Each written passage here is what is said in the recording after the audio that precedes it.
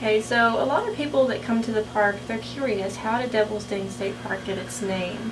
So it has to do with several legends, but one of the most popular legends has to do with a man that lived here in the late 1800s. He has a home site, and you can actually see part of this home site near the Devil's Den area. And before it was called Devil's Den, that land was up on the ridge, and it butted against the Butterfield Stagecoach Trail. So since it butted against that stagecoach trail, a lot of people that would travel on that trail in the late 1800s, they would camp on his property. And his name was Mr. Donald, and Mr. Donald didn't like people on his property.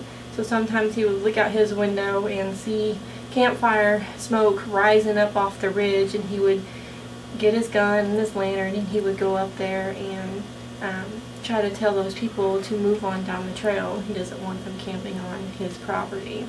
So the legend goes that one evening he looked out his window and he saw smoke rising up off the ridge. So he went out. He was ready to tell those people to move on down the trail. But when he got closer, he noticed that the smoke was more of a white color instead of the traditional gray or black color that smoke usually is. And he also noticed that the smoke was rising up out of this cave area. The cave was still on his property, so he figured, okay, somebody's camping back there in the back of the cave.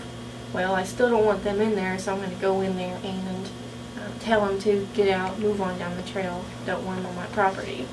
So he goes into the cave, and he noticed it's really dark in there, and it's getting darker and darker the further he goes in.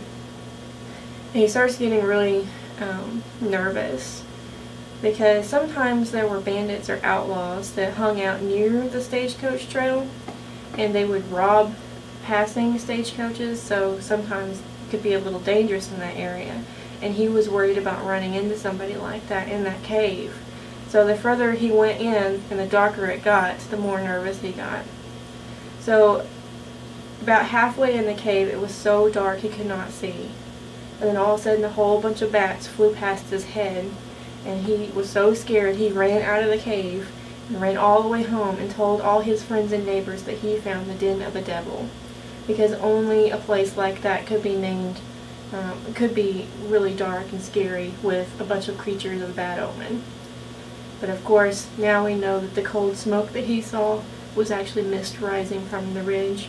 But that's one of the 1800s legends of how this place got its name. And of course,